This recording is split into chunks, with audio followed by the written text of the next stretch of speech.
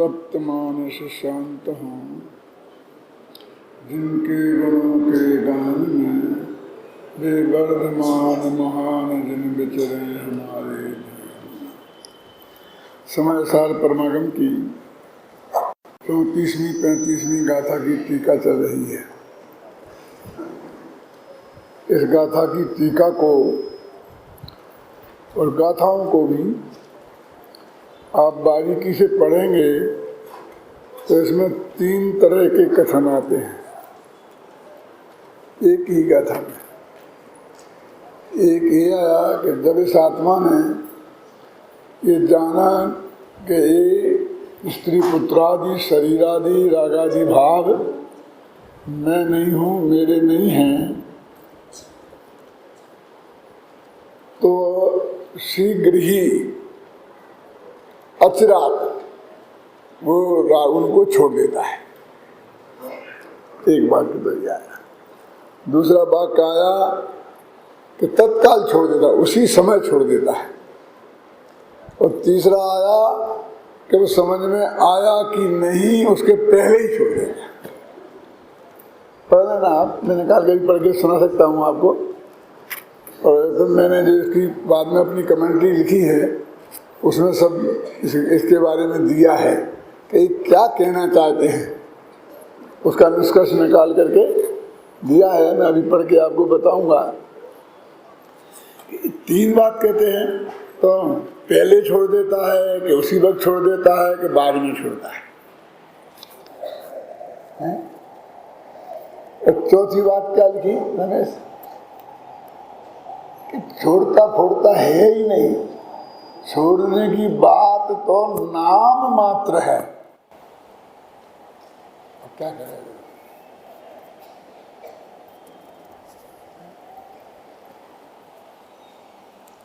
इसमें आपको लगता है कि क्या खेल है, हमको क्या समझ रखा है इनमें, एक क्षण अपनी बात पर टिकते नहीं हैं। और उसका दूसरा एंगल ये भी हो सकता है कि जो बात है वो कहने के लिए आचार्य देव को कितनी परेशानी हो रही है कि वो जो असली बात आप तक पहुंचाना चाहते हैं, ख्याल में है ना, उन पहुंचाने के लिए उन्हें शब्द नहीं मिल रहे हैं तो वो भाव आप पकड़ लें, इसलिए शब्द बदल बदल करके वो बात कर रहे हैं। ये तो सोचने का तरीका है ना। क्या है वो समझते ही नहीं है। हम सबको बुद्धू समझते हैं, कभी कुछ कभी कुछ कभी कुछ, ये भी सोच सकते हैं। क्यों? मैं बोलता हूँ ना, पत्नियां 2 प्रकार की होती हैं, सुना होगा ना पहले आपने। नाम तो मैं उनके नहीं बता सकता हूँ, लेकिन उदाहरण से आपको समझा सकता हूँ। कि जब पति दौड़ता दौड़ता शाम को घर आया तो पत्नी ने कहा रात हो रही, जल्दी बैठ, खाना तैयार है। कहने मेरे को भूख नहीं है, मुझे नहीं खाना है। रात हो जाएगी, जल्दी बैठो ना। कहने नहीं, मुझे नहीं खाना है। पहले फोन नहीं कर सकते थे, अभी खाना कौन खाएगा? मोबाइल है, सब साधन है, समझ में नहीं आता है। हम कितना परेशान हुए हैं। और दूसरी कहती क्यों, क्या बात है, तबीयत तो ठीक है, कहीं खाके तो नहीं आए? कहने नहीं, तो क्या बात है फिर, तो तबीयत तो ठीक है ना। तो जो पहले प्रकार की पत्नियां हैं उन्हें मैं बोलता हूँ वे भोजन की पत्नी है, और दूसरे प्रकार की जो पत्नियां हैं वे पति की पत्नी है। क्या मतलब?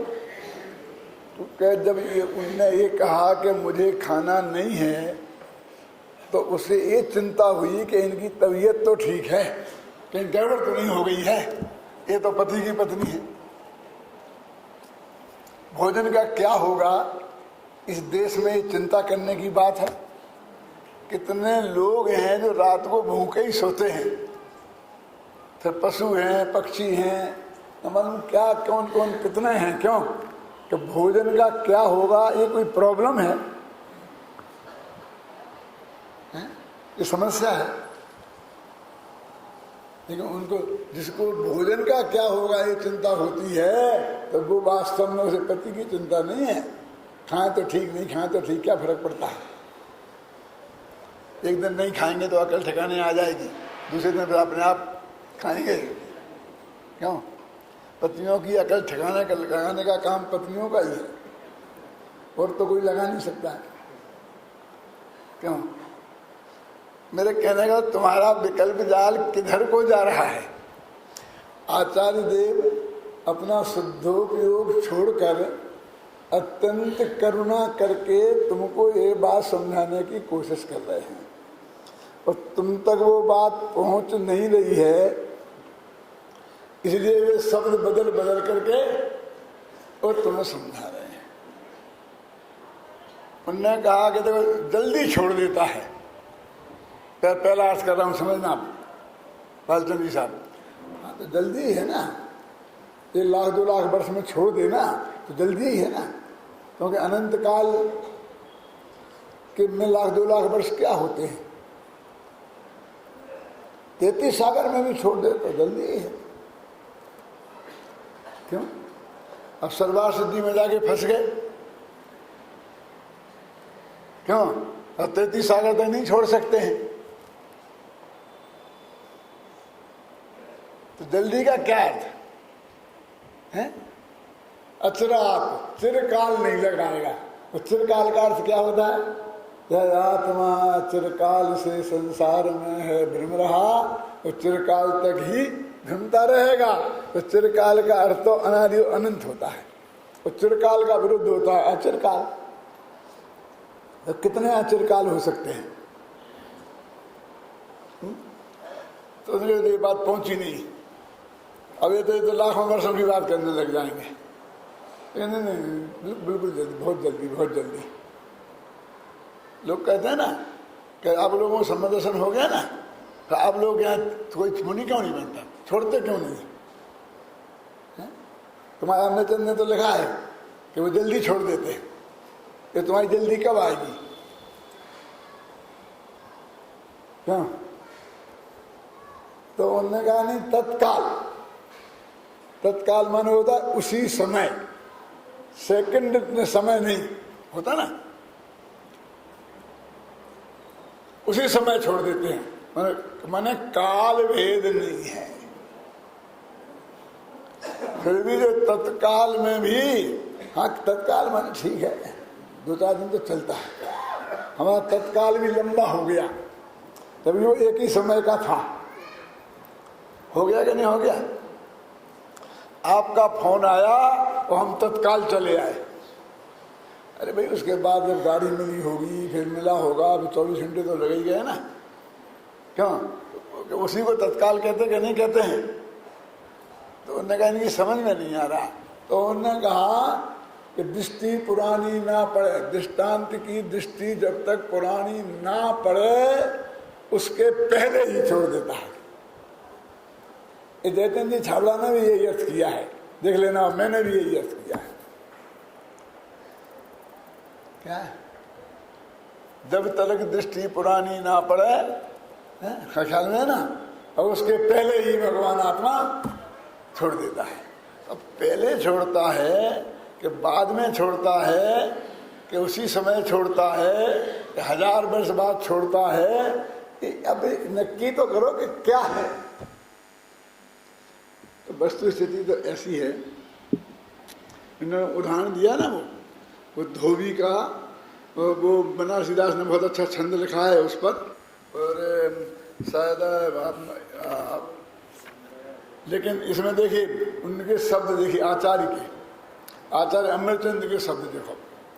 जिस प्रकार कोई पुरुष धोबी के घर से भ्रमवश दूसरे का वस्त्र लाकर उसे अपना समझकर ओढ़कर सो रहा है और अपने आप ही अज्ञानी हो रहा है, किंतु जब दूसरा व्यक्ति उस वस्त्र का छोर पकड़कर खींचता है और नंगा कर कहता है कि तू शीघ्र जाग, सावधान हो, यह मेरा वस्त्र बदले में आ गया है, अतः मुझे दे दे, तब बारंबार कहे गए इस वाक्य को सुनता हुआ उस वस्त्र की सर्व चिन्हों से भली भांति परीक्षा करके अवश्य यह वस्त्र दूसरे का ही है, ऐसा जानकर ज्ञानी होता हुआ उस वस्त्र को शीघ्र ही त्याग देता है।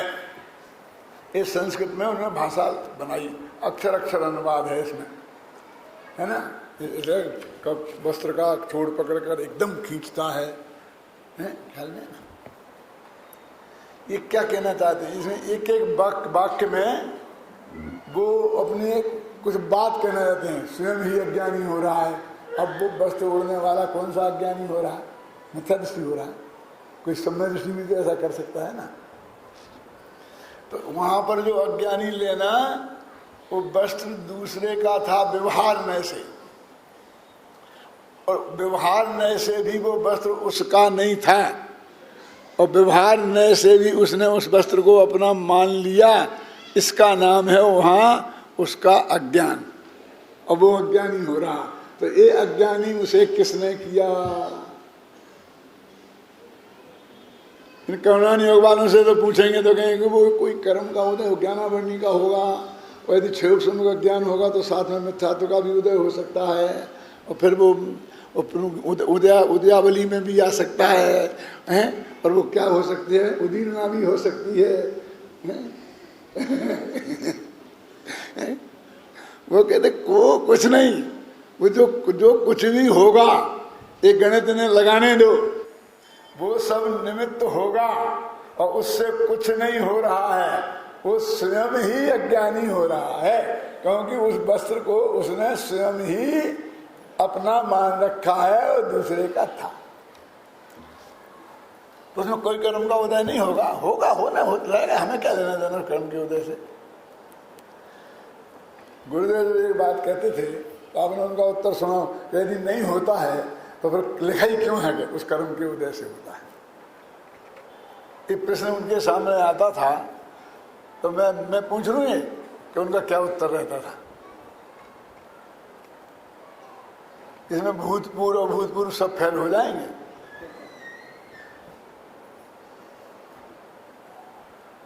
निमित्त का ज्ञान कराया है, बोले क्या कह रहे हैं कि वो निमित्त का ज्ञान कराया है कि कर्म का उदय इसमें निमित्त है। तो ये निमित्त का ज्ञान कराने की क्या जरूरत थी? तो इतने बड़ा पोथन ने तुम्हें खड़े कर दिए, समय सार के भी पहले लिख लिख कर, क्यों सचखंडागम। उस निमित्त का ज्ञान कराना इतना क्या जरूरी था? क्या निमित्त का ज्ञान कराया है क्या? क्यों? देखो समझना, अब मैं थोड़ा न्याय शास्त्र से बताता हूं आपको कि ये जो परिणाम हुआ है वो तो उसके ज्ञान का ज्ञेय बन रहा है। अपन कहते हैं वो सूक्ष्म है, कहते ना, और कर्म का उदय जो भी पुद्गल की पर्याय है वो मूर्त है, तो इसलिए वो है स्थूल। ऐसी हमारी जगत की मान्यता है। आचार्य कहते हैं ऐसा नहीं है, ये राग भाव स्थूल है और वो कर्म का उदय सूक्ष्म है, क्योंकि हमारे ज्ञान का ज्ञेय बन रहा है और कर्म का उदय हमारे ज्ञान का ज्ञेय नहीं बन रहा है। ये हमारे प्रत्यक्ष ज्ञान का ज्ञेय बन रहा है, ये हमारे अनुभूति का विषय बन रहा है,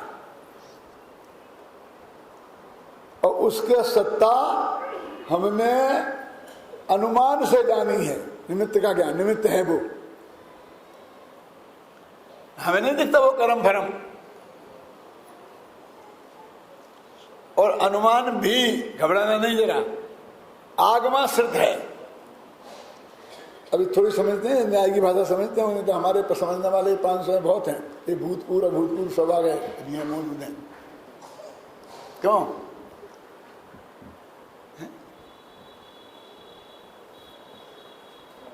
कि उसका ज्ञान आगम में लिखा है कि जब जब आत्मा में राग होता है तब तब नियम से चारित्र मोहिनी का उदय, मिथ्यात्व होता तो दर्शन मोहिनी का उदय नियम से होता ही है।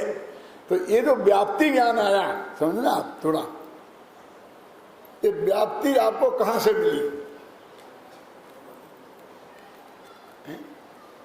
वो आगम में से मिली, और आगम को नहीं माने तो व्याप्ति ज्ञान भी नहीं आपके पास है। फिर भी आप कह सकते हैं कि भैया वो बिना हो नहीं सकता है, इसलिए कर्म का उदय होगा। बात तो ऐसी है, क्यों? लेकिन होगा नहीं कहते अपन, कहते कर्म का उदय है, क्योंकि हमें उस आगम पे भरोसा है। जो ये कहता है कि नियम से कर्म का उदय होगा क्योंकि शास्त्र में लिखा, उसे आगम पे भरोसा नहीं है, होगा क्यों बोलता है ना? तो यहां तो समस्या उल्टी हो गई कि कर्म का ज्ञान कराना मुश्किल हो गया, और जो अंदर में अज्ञान है, राग है, एकत्व बुद्धि है, कर्तृत्व बुद्धि है पर में, वो तो साफ निकल झलक के में आ रही सामने, हमारे और तुम्हारे भी। कि जो मैं आगे बोलता मैंने ऐसा किया, मैंने ऐसा किया, हूं करूं, ये अज्ञानता, तो ये तो 100 पर दोनों के ज्ञान में आ रही है, तो स्थूल कौन हुई? जो सहज भाव से ज्ञान में आ रही हो उसे स्थूल बोलते हैं। तो वो कोई कर्म है जिसका उदय गारंटी से होगा इस समय। ये हमने काय से जाना? अनुमान से। और अनुमान उसका हेतु क्या है? आगमाश्रित। वेस्टर्न फिलोसफी में पढ़ी कुल तुम लोगों ने? कोई ने नहीं पढ़ी। उसमें ये तर्कशास्त्र जो है ना, उसमें आगमन और निगमन होते हैं। नाम सुने कभी अपन एकांत? कि वहां एक बहुत बड़ी समस्या है वेस्टर्न में। वो कहते हैं व्याप्ति ज्ञान कहाँ से आएगा, क्योंकि व्याप्ति ज्ञान के बिना अनुमान नहीं हो सकता। क्या व्याप्ति ज्ञान किसे कहते हैं? जहाँ जहाँ धुआं होता है वहाँ वहाँ अग्नि होती है, जहाँ जहाँ ज्ञान होता है वहाँ वहाँ आत्मा होता है। ये जो नियम हैं इनको बोलते हैं व्याप्ति ज्ञान। तो हम अनुमान करते हैं तो इन नियमों के आधार पर करते हैं। तो हमारे पास तो व्याप्ति ज्ञान का बहुत बड़ा भंडार आगम है, ख्याल में है ना? तो हमारा व्याप्ति ज्ञान तो बहुत बड़ा वहां से आ जाता है और अपना अनुमान धड़ाधड़ चलने लगते हैं। अबे जी, अब वो वेस्टर्न फिलोसफी वाले कहते हैं कि कहाँ से आएगा वो नियम? कहाँ से आएगा? जहाँ जहाँ धुआं होता है वहाँ वहाँ अग्नि होती है। ये नियम कैसे बना? अनुमान करें कैसे? ख्याल में है ना? तो अब जरा मैं थोड़ा सा उसको बढ़ाता हूँ कि गाय को अनुमान करना है कि इस पर्वत पर अग्नि है, तो बेचारी गाय क्या करे? क्योंकि उसने तुम्हारा गोमट सार पढ़ा नहीं है। कौन से क्रम का उदय होता है तो राग होता है, क्यों? जहाँ जहाँ धुआं होता है वहाँ वहाँ अग्नि होती है। तो उसका वो आगमन माने व्याप्ति ज्ञान कहाँ से आता है? तो वो कहते हैं एक जगह देखा, 2 दफे देखा, 4 दफे देखा, 6 दफे देखा, तो फिर धीरे धीरे वो बना देगा कि ये इसके होने पर ये होता है, इसके होने पर ये होता है, इसके होने पर ये होता है। वो ऐसे उनके व्याप्ति ज्ञान इकट्ठे होते हैं।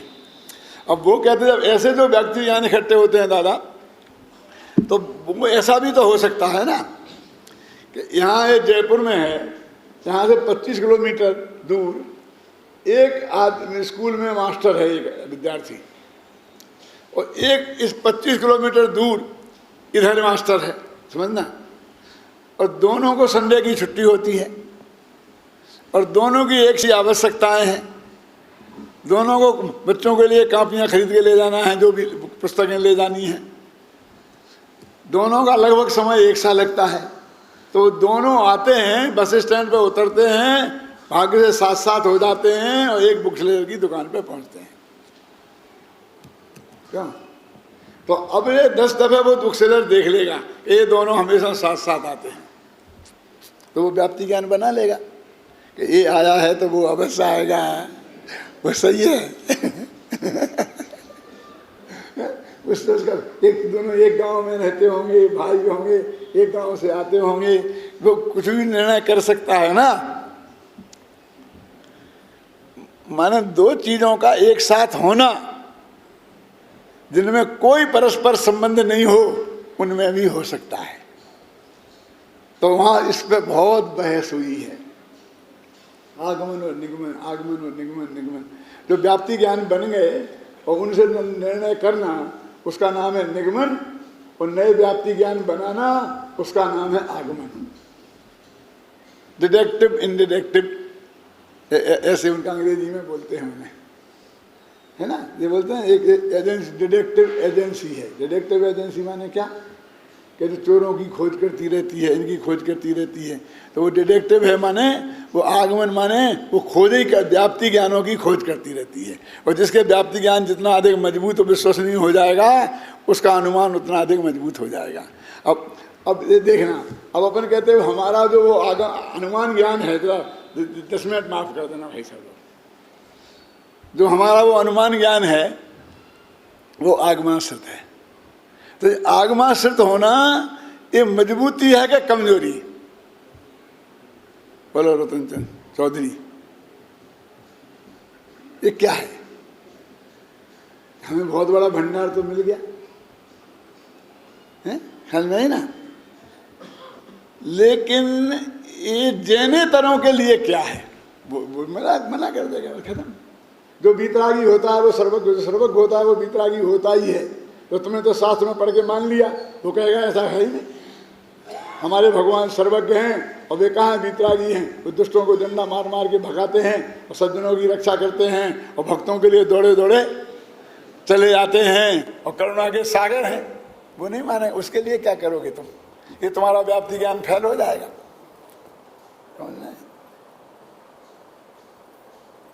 तो आगमाश्रित हेतु इसे बोलते हैं शास्त्रीय भाषा में। तो आगमाश्रित हेतु वाद विवाद के लिए सबसे कमजोर चीज है,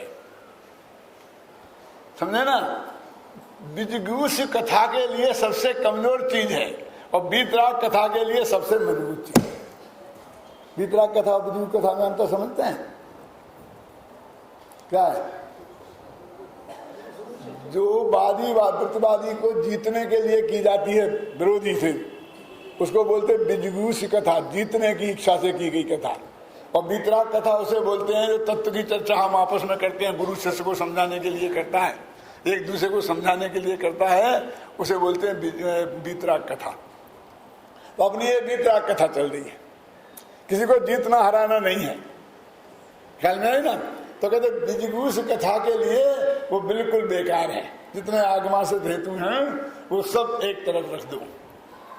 वो कहेगा, तुम कहोगे हमारे शास्त्र में ऐसा लिखा है ना, वो कहेगा हमारे शास्त्र में ऐसा लिखा। क्या करोगे आप? तुम्हारा आगम प्रमाण है तो हमारा आगम प्रमाण क्यों नहीं है ना। तो इस दृष्टि से वो आगमाश्रित जो आगम के आधार पर हैं, तो वो कहते हैं कर्म का ज्ञान। अभी मूल मुद्दा क्या चल रहा था?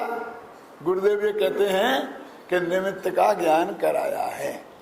अब ये निमित्त के ज्ञान गुरुदेव इतना समझते होंगे जितना नहीं समझा रहा। अरे सब समझते थे गुरुदेव, आप समझते होते तो आपको पता चलता था कि गुरुदेव समझते हैं कि नहीं। अब आप नहीं समझते हैं, तुमने कितनी समझदारी की बात की है उसका पता आपको नहीं लगता है। समझ में है ना, ये सब समझते थे। अब अपनी बात क्या चल रही है, निमित्त का ज्ञान काय को कराना है हमें? निमित्त तो हमारा कुछ करता ही नहीं है। हाँ, बिल्कुल नहीं करता है, तो ज्ञान काय को कराना फिर? कि भैया तुमने निमित्त को कर्ता मान रखा है और निमित्तों पर दोष लगाने की तुम्हारी बहुत पुरानी आदत है और उन निमित्तों को तुम अड़ोस पड़ोस में ही खोजते रहते हो। क्या तुम इन निमित्तों को अड़ोस पड़ोस में ही खोजते रहते हो और उन पर दोष मढ़ के राग द्वेष करते रहते हो? तो हमें बताना चाहते हैं कि निमित्तोपादान दोनों से काम होता है कि हाँ दोनों से होता है। तो इस काम में तुमने स्वयं किया है, तुम स्वयं उपादान हो और कर्म का उदय निमित्त है। ये पड़ोसी कौन होता है? इसे क्या वजह से राग द्वेष करते हो? इसके लिए निमित्त का ज्ञान करा। अब समझ में आया? निमित्त का ज्ञान कराया है। क्यों कराया है निमित्त का ज्ञान? असली निमित्त तो वो है, निमित्त ये नहीं है क्या? और वास्तव में स्थिति तो ये है कि वो उसने स्वयं ही किया है। क्या कि ये वस्त्र मेरा है, ऐसी मान्यता उसने स्वयं की है, ना तो धोबी ने करी और ना जिसका वो वस्त्र है ना उसने की और ना उस कपड़े ने की। उदाहरण इसलिए मजबूत है, समझ में ना। अब लगाओ किस पे आरोप लगाना तुमने, किसने समझाया था? कोई गुरु ने समझाया था कि तेरा वस्त्र है? काय को गुरुओं पे दोष देते हो? दीदी ये जो मैं कह रहा हूँ उसको ऐसा लगता है कि नई बात बता रहा हूँ मैं। यानी वो जो वस्त्र को ओढ़ के अपने ले आया धोबी के घर से और ओढ़ के सो रहा और ये मान रहा कि मेरा है, तो ये उसका है। वो ये बात उसने किसने समझाई उसे? वो उसे मानने का नाम है अज्ञान। तो उसके इस अज्ञान का निमित्त कौन है? उपादान तो वो स्वयं है ही। तो लौट फिर के हम जाएंगे, ये कर्म का उदय होगा और क्या कहेंगे। अब इसमें तो गोवर सार वाले भी नहीं बता पाएंगे कौन से कर्म का उदय होगा, क्योंकि मिथ्यात्व में तो कह देंगे मिथ्यात्व कर्म का उदय है, क्रोध में कह देंगे क्रोध नाम के कर्म का उदय है। अब इसमें क्या है? इसलिए आचार्य कहते स्वयं ही अज्ञानी हो रहा है। उदाहरण कैसा बनाया? स्वयं अज्ञानी होने का उदाहरण बनाया। जैसा वो धोबी के यहां से वस्त्र लाने वाला आदमी उसे अपने मान्य रूप अज्ञान का पूरा जिम्मेवार स्वयं ही है, ऐसे ही प्रत्येक आत्मा पर द्रव्यों को अपना मानने का पूरा जिम्मेवार स्वयं ही है। ये कहना चाहते हैं।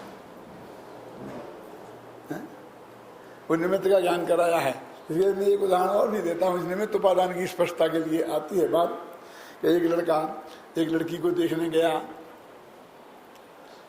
कोई लड़का किसी लड़की को देखने जाता है तो एक सेकंड में 99% डिसीजन हो जाता है कि मुझे पसंद है कि नहीं, शादी करना कि नहीं करना। उसमें कोई बरसों नहीं लगते, महीनों नहीं लगते हैं, घंटों भी नहीं लगते हैं। पर जैसे कहते हैं ना कि वो प्यार किया नहीं जाता है, हो जाता है, और वो पहली ही निगाह में बड़ी बड़ी बातें की जाती हैं ना।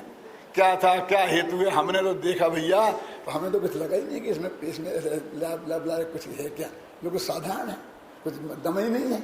और कैसे हो गया कि तुम क्या जानो? ये तो वही जानता है जिसे होता है। क्यों? तो वो गया देखने और उसने डिसीजन कर लिया, लेकिन वो बोलता नहीं है कि क्या डिसीजन किया, क्योंकि आज के लड़के बहुत होशियार हो गए। वो समझते हैं कि यदि मुझे पसंद तो है नहीं ये लड़की, और एक कह दिया कि मुझे पसंद नहीं है, तो अभी का चाय पानी संकट में पड़ जाएगा।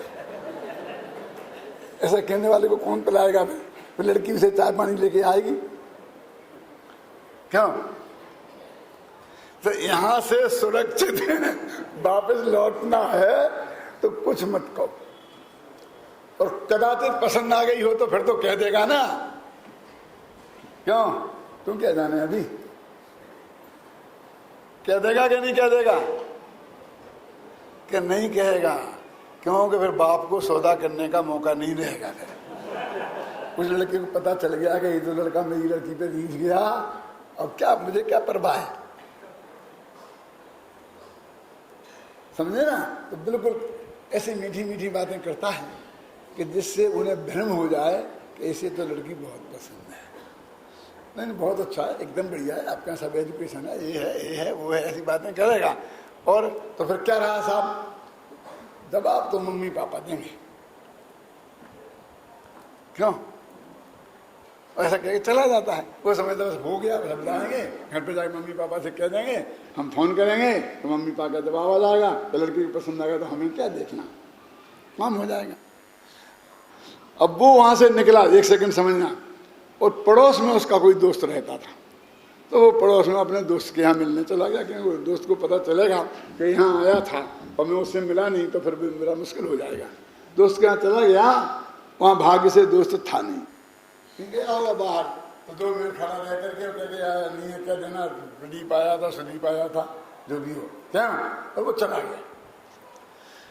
अब वो जब उनने फोन किया कि क्या हुआ साहब के लड़के का 4 साल शादी करने का विचार नहीं है, बाप का जवाब आया, अरे भाई विचार नहीं था तो लड़की देखने आया काहे को, तुमने भेजा क्यों? क्यों? अब क्या करें साहब, अब आज के लड़के तो ऐसे ही हैं, अब नहीं है उनका विचार। पता चलता है तीसरे दिन सगाई हो गई दूसरी जगह विचार नहीं था, क्या हुआ? अरे भाई तो क्या कह दें कि तुम्हारी लड़की खोटी थी? यानी लड़के वालों ने किसी की लड़की को ऐब लगाए बिना इनकार करने का सभ्य तरीका निकाला है, झूठ नहीं है, विवाद में है क्या? क्यों? एक कहकर के लड़की पसंद नहीं आई, उस लड़की का अपमान करने से क्या फायदा है? क्यों? अब वो कहता है कि नहीं नहीं लड़के को तो लड़की बहुत पसंद थी, लेकिन ये बाद में पड़ोसी के घर गया था, इस नालायक पड़ोसी ने ही इसको बिगाड़ दिया। भैया जब तक ये आदमी हमारे पड़ोस में है कि हम इसके पड़ोस में हैं, मेरी बेटी की शादी तो हो नहीं सकती, बहुत मुश्किल है। क्यों? क्या करें? बोलो है ना ऐसा? हम दिन रात हमारी प्रैक्टिकल लाइफ में ऐसा हो रहा है कि नहीं हो रहा है? बोलो सुरेश जी। तो मैं कहना चाहता हूं कि पड़ोसी के करने से कुछ नहीं हुआ, तो आप गारंटी ले सकते हैं कि नहीं? मैं बिल्कुल नहीं ले सकता। मैं ये गारंटी नहीं ले सकता कि पड़ोसी ने उसे कुछ नहीं कहा होगा, भड़काया नहीं होगा, क्योंकि हिंदुस्तान में ऐसे पड़ोसियों की भी कमी नहीं है, समझना। लेकिन मैं ये गारंटी अवश्य ले सकता हूं कि उसके भड़काने से वो नहीं भड़का है, उसका वो स्वयं का डिसीजन है, जैसा कि वो धोबी के यहाँ से वस्त्र लाने वाले का स्वयं का डिसीजन था कि ये मेरा वस्त्र है। ऐसे ही अज्ञानी आत्मा का ये परद्रव्य मेरा है, मैं इसका करता हूं, ये स्वयं का डिसीजन है। ये मैं कहना चाहता कि क्या प्रमाण है? जब उसने भड़काया था फिर उससे नहीं भड़का, खुद से भड़का। क्योंकि मैं इन लड़कों के स्वभाव को जानता हूं। कि क्या स्वभाव जानते हो तुम? कि जो लड़की इन्हें पसंद आ जाती है तो उस पड़ोसी का भड़काना तो क्या, माँ बाप भड़काए तो भी नहीं भड़कता, माँ आंसुओं की धारा बहा बहा करके परेशान हो जाए तो भी नहीं पिघलता, बाप संपत्ति से बेदखल कर दूंगा तो भी नहीं डरता। क्यों? सारी दुनिया एक तरफ हो जाए, जाति बाहर कर दिए जाओगे तो भी नहीं डरता। ऐसे हजारों उदाहरण पुराणों में भरे पड़े हैं, इतिहास में भरे पड़े हैं, और गली गली में आज भी देखने को मिल जाएंगे। क्यों? चेलना का क्या हुआ था? चेलना पर जो सैनिक कर्णी थे, अंजना पर पवनज्जय, एक भविष्य में तीर्थंकर होने वाले हैं, एक उसी भविष्य में मोक्ष जाने वाले हैं। क्या हुआ इनका? कोई भड़कता है? फिर भड़कना होता तो भड़कता है, नाम माँ बाप का लगाता है, अड़ोसी पड़ोसी का लगाता है, और अपन पाक बना रहना चाहता है। ये वस्तु का स्वरूप बता रहा हूं मैं आपको कि जिसका जहां जो होना है क्रमबद्ध पर्याय के हिसाब से नक्की है, उसे दुनिया के कितने ही निमित्त आकर के बदलने की कोशिश करें तो वो नहीं बदलेंगे, वहीं होगी तो निमित्त के बिना हो जाएगी कि नहीं। वो जो ये कहेगा कि ये बहुत बढ़िया है, उसे निमित्त कह देंगे हम बस, और भड़काने वालों को एक को भी निमित्त नहीं कहेंगे। समझ में आया कि नहीं आया? तो ये स्वयं अज्ञानी हो, कपड़े को ओढ़कर स्वयं अज्ञानी हो रहा। वो स्वयं शब्द में कितनी ताकत है, ख्याल में आई ना? और कर्म का उदय होगा तो होगा। अब फिर दूसरी बात कहते हैं कि वो तत्काल छोड़ देता है कि बाद में छोड़ता है। देखो अब फिर मैं इसके विरुद्ध आपको भाषा बताता हूं। इसमें ऐसा लगा पहले देखो, इसलिए यह सिद्ध हुआ कि पहले जानता है वही बाद में त्याग करता है। अब पहले और बाद लिखा, तुम कहते एक काल कैसे है? क्या ये तुम्हें हिंदी अनुवाद हम तुम्हारा भरोसा नहीं करेंगे? मत करो, ऊपर संस्कृत देखो। या तो ये पूर्वम जानाति सा ये पश्चात प्रत्याचष्टि। अब क्या करें, ये तो पहले और बाद में लिखा, तुम कह तत्काल क्यों? प्रॉब्लम समझ में आई कि नहीं? क्या लिखा? पहले जानता है और बाद में त्यागता है। कि भैया ये पहले और बाद काल के भेद के लिए नहीं लिखा, कार्य कारण बताने के लिए लिखा। युगपद होते हु प्रकाश दीपक ते होई, तो पहले दीपक होता बाद में प्रकाश। लेकिन भाषा तो ऐसी ही बोली जाती है कि दीपक से प्रकाश हुआ।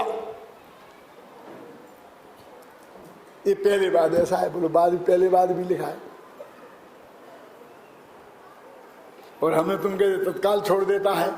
अब चक्रवर्ती ने स्त्री को, पुत्र को, मकान को, जायदाद को, शरीर को, राग को, सबको अपना जानना छोड़ दिया था ना, अपना मानना भी छोड़ दिया था ना।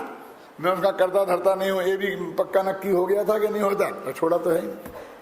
और तेरे कहीं तत्काल छोड़ देता है क्यों? लाखों वर्षों तक नहीं छोड़ा।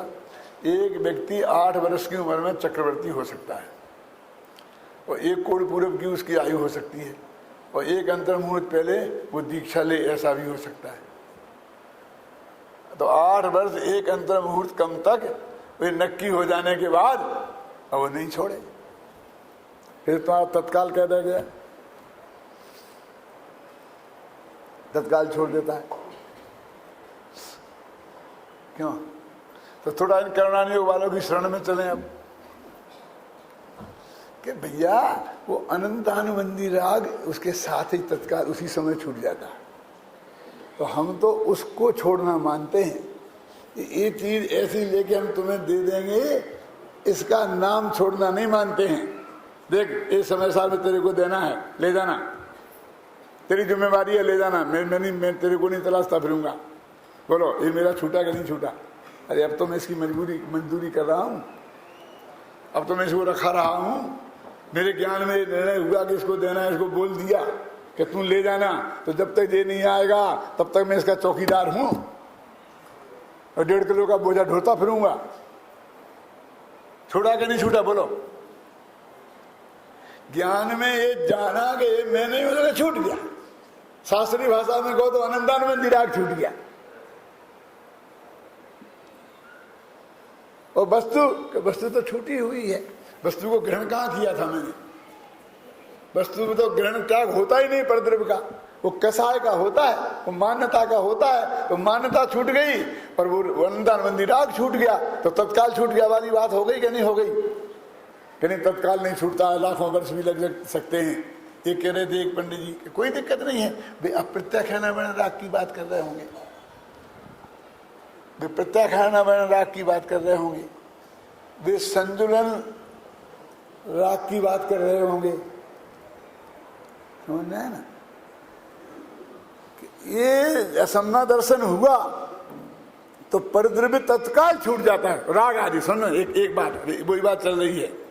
और एक्चुअल में अर्धपुद्गल परावर्तन तक ना छूटे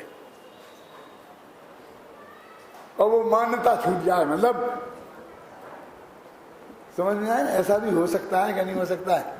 लेकिन जिस आदमी को वो सम्मान छूट के अर्धपुद्गल परावर्तन में छूटना है द्वारा, उस व्यक्ति ने जब ये निर्णय किया अनुभूति पूर्वक कि ये मेरा नहीं है, ये मैं नहीं हूं, तो उसका तत्काल छूटा कि नहीं छूटा? उसमें और इसमें कोई फर्क है?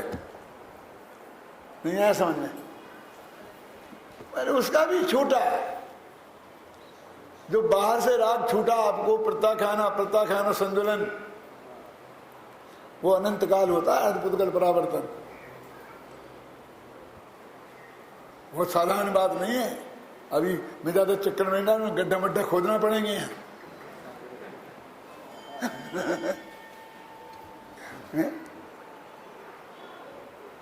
कहने बहुत लंबा काल है। तो भाई कितनी अपेक्षाएं हैं। और उन्होंने कहा पहले ही छोड़ दिया। तो पहले तो इसलिए कहा कि हम तत्काल कहते हैं तो तुम बाद में मानता है, तो इसलिए हम थोड़ा सा बढ़िया है ना, कि इसको कितने में देना है, कि एक चीज 500 में देना है तो 600 बताना, क्योंकि यहाँ के ग्राहकों की आदत है कि वे जितना में बोलोगे उतना में तो देंगे ही नहीं, ग्राहक छूट जाएगा, इतना तो कम करना ही पड़ेगा। ऐसी गुंजाइश रखकर इसने बनियों से समझाना था ना, तो आचार्य ने कह दिया पहले ही छोड़ दिया। अब तो तुम तत्काल मान लो ना, स्थिति तो वही है जो मैं आपको बता रहा हूँ।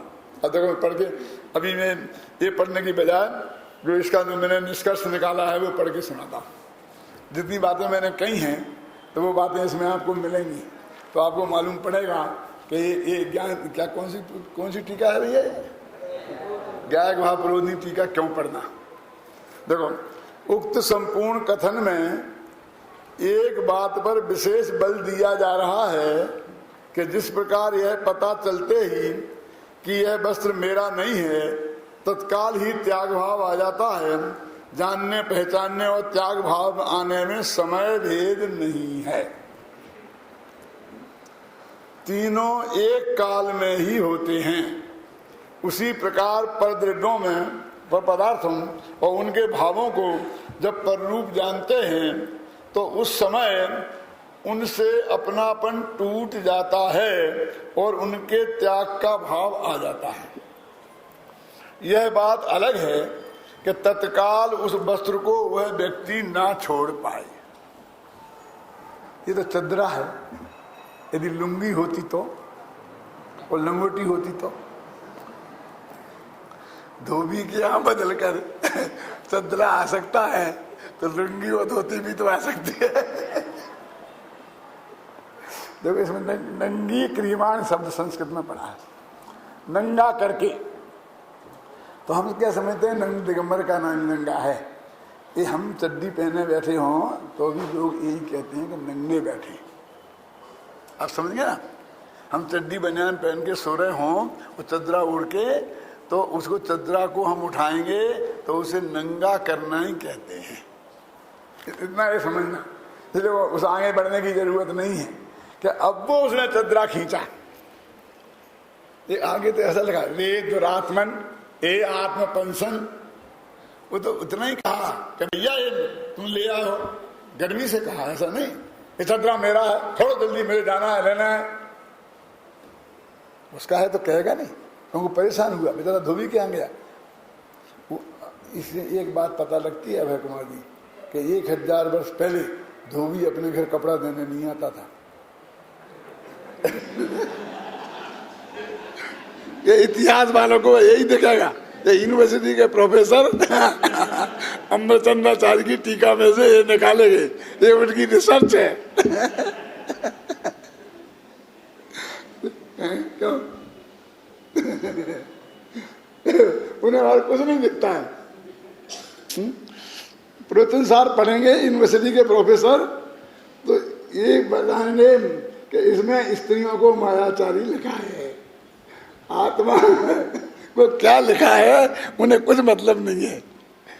क्या मायाचार्य विहीणम, और इस तरह से स्त्रियों का विरोधी शास्त्र है और कुंद कुंद स्त्रियों के विरोधी थे हैं, इसीलिए उन्होंने स्त्रियों को मोक्ष तक नहीं जाने दिया।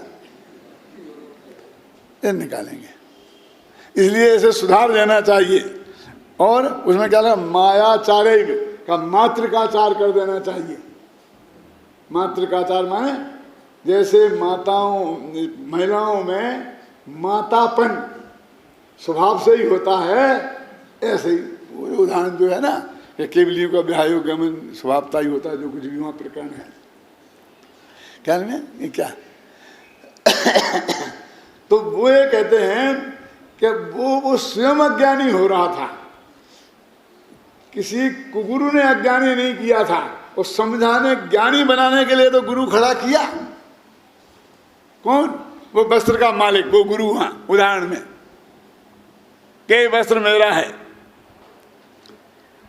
तो उसने ये नहीं कहा कैसे कहता है मेरा है, उसने कहा तो इतनी पात्रता उसमें थी कि उसने उसके कठोर शब्दों पर नाराजगी प्रकट नहीं करके गंभीरता से उस बात पर विचार करने का निर्णय लिया और कहा देख मैं देखता हूँ। और देखने लग गया कि मेरे नाम पे तो ये लिखा था, ये लिखा था, उसने बताया मेरा नाम ये लिखा, इसमें लिखा है सब तरफ से परीक्षा करके, बिना परीक्षा करे तुमको नहीं कह रहे। गुरु बता रहे हैं कि देह तुम नहीं हो, स्त्री पुत्र तुम नहीं हो, तो तुम ऐसे ही मत मान लो, उसके कहने से मत मान लो कि उसका वस्त्र है। उस तुम वस्त्र की परीक्षा करी उसने, उससे लड़ा भी नहीं, आचार्य को भला बुरा भी नहीं कहा कि हमारी इतनी सुंदर पत्नी को, इतनी आज्ञाकारी पत्नी को पर कह रहे हो, अब द्वारा मत कहना, अब कहा सो कहा, नहीं तो मेरे से बुरा कोई नहीं होगा, वरना मेरे से बुरा कोई नहीं होगा। वरना क्यों, अभी भी तेरे से बुरा कौन है?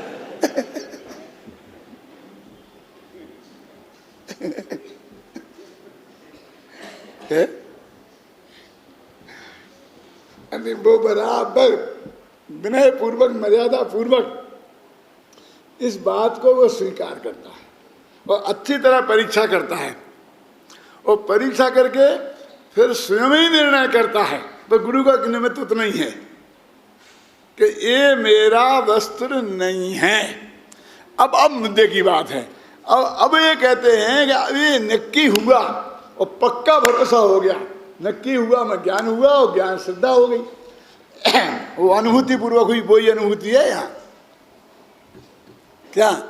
तो अब वो तत्काल छोड़ देता है, तो क्या करे, ले जाओ उतार के छोड़ दे, लंगोटी पहन के खड़ा हो जाए, भाई साहब गलती हो गई, माफ़ करना, अब ये मैं धुलवा कर कल आपके घर पहुंचा दूंगा, ये आपका है, बिल्कुल नक्की है, पक्की है, लेकिन थोड़ी मेरी इज्जत का ख्याल रखो। क्यों, ऐसा हो सकता है ना। ऐसे इस ज्ञानी के भी हो सकता है कि हमने जान लिया स्त्री पुत्र मकान जायदाद रुपया पैसा नगर देश गांव शरीर राग देश कोई मेरा नहीं है, मैं बिल्कुल अलग हूँ, लेकिन अब थोड़ा सा अभी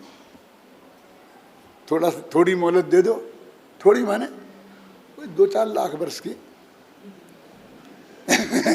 हुआ है ना। सम्यक दर्शन होने के बाद में 33 सागर तक नहीं दिया, और जिसका वस्त्र था वो मान लिया। अरे क्या बात है, आपको दिक्कत है और दूसरा चतरा नहीं हो, इज्जत जाने का सवाल हो, तो आप जिंदगी भर पहनो, मेरे पास चदरों की कमी नहीं है, लेकिन इतनी बात नक्की है, ये चदरा आपका नहीं है, मेरा है। साहब ये तो मैं हाथ जोड़ के मानता हूं कि तुम सम्यक दृष्टि हो। क्या ये मानने के साथ वो अनंतानुबंधी राग भी छूट गया, वो त्याग हो गया कहते हैं। वो त्याग नहीं हुआ ऐसा भी नहीं है, कुछ भी नहीं हुआ हो ऐसी बात भी नहीं है, पूरा हो गया हो ऐसी बात भी नहीं है। तो कह सकते कथनचित छूटा कथनचित नहीं छूटा, उसमें क्या दिक्कत है बोलिए। क्यों ऐसा नहीं होता है थबड़ा जी कि भैया हमारी स्थिति बहुत खराब हो गई है, अब हम तो दिवाला निकालने की सोच रहे हैं, आप लोग सब व्यापारी हो, हम भी व्यापारी हैं, हम बेईमान तो हैं नहीं। अब आप लोग यदि एक बात करो कि चुवन्नी लेना हो तो हम देने को तैयार हैं। बोलो सब समझ ना, व्यापारियों के बेटे हो, समझ तो गए होगे ना। जब ऐसी पोजीशन आती है तो वो कहता है मैं तुमको 1 रुपया दिया ना, देना है तुम्हारे 1 लाख देना है तो 25,000 दूंगा, और तुमको लिख के देना पड़ेगा, पूरा मिल गया। वो लोग करना है समझौता, नहीं करना है तो मैं दिवाला निकाल दूंगा, फिर 1 पैसा नहीं मिलेगा। वो 25 लाख में जहाँ से दूंगा ना 25 बेबी में गायब कर दूंगा, और बस कह दूँ हाथ उठा दूंगा मेरे पास कुछ नहीं है, फिर कुछ नहीं मिलेगा। बालचंद जी साहब बोलो लेना 25%। कह रहे हम तो बनिए हैं, जब लाख रुपए दिए थे तब खुश हो गए थे, फिर हर महीने ब्याज गिनते थे तो तब खुश हो गए थे कि बहुत आ रहा है, और अब जब जाना के सब जा रहे हैं तो 25,000 मिले तो फिर खुश हो गए। आज 25,000 का मुनाफा हुआ, हमें कौन दुखी कर सकता है बोलो। हैं? तो इतने में सौदा होता है कि नहीं होता है? हैं? क्या तुम वे 25 क्यों दे रहे हो, तुम्हारे पूरे ही बच सकते हैं महावीर प्रसाद जी, कि बस थोड़ी सब लोगों के साथ उठना बैठना बना रहे, इज्जत बनी रहे। अरे इज्जत तो गई, तो मालूम पड़ेगा तेरा दिवाला निकल गया, निकलने की पोजीशन हो गई, और 25% दे के छूटा है तो गई, जितनी गई जितनी बची उतनी। समझे ना। तो 25% में निपटारा करता है तो दिवाला बचा रहता है। तो 25% के साथ छोड़ दी, अनंतानबंदी छोड़ दी और बाकी रख ली। रह गई, रख ली की भाषा क्यों बोले, समझ गए ना। तो भी उसको ये भी कहते तत्काल छोड़ देता है और वर्षों तक, ये समझ में ना, ये रहता। अब शरीर के बारे में क्या करे, शरीर को तो छोड़ने से आत्महत्या तो करे नहीं, जहर खा के तो मर नहीं जाए। मैंने शरीर से अपने को भिन्न जान लिया, स्त्री से जाना, पुत्र से जाना, मकान से जाना। अब मुझे बैराग भी हो गया और 3 कसाय का अभाव हो गया। क्यों? तो मैंने स्त्री छूट गई, शरीर छूट गया, वो सब छूट गया। अब शरीर का क्या करे, आत्महत्या करे? क्या शरीर को अपना मानना छोड़ दे? तो वो छोड़ तो दिया था, वो तो छोड़ ही दिया था कि शरीर से वो 3 प्रकार का राग छूट गया। क्या छूट गया? छूट गया। तो अब क्या करूं? अब क्या करना तेरे को? बना है तो बना रहने दे, जाएगा तो जान दे। कहाँ लिखा है बोलो सुरेश भाई? चाहे लाखों वर्षों तक जीऊं और चाहे मृत्यु आज ही आ जावे। अब मेरे को कोई लेना ही देना नहीं है शरीर से। लाखों वर्ष तक जीऊं तो मैं जीने को तैयार हूं, और अभी मौत आ जाए तो मरने को तैयार हूं। बस खत्म, तूने छोड़ दिया शरीर। यही तो छोड़ना था। 24 घंटा इस शरीर को छोड़ने के लिए तैयार है मुनिराज, समझे ना। इसलिए उनको शरीर भी परिग्रह नहीं है। फिर भी लिखा पद्म पर मलधारी देव ने, देह मात्र पर। आज तो समय बहुत हो गया, कि मेरे विद्यार्थी आ गए ना, तो मेरा मन लग गया। फिर बात करेंगे बाकी की।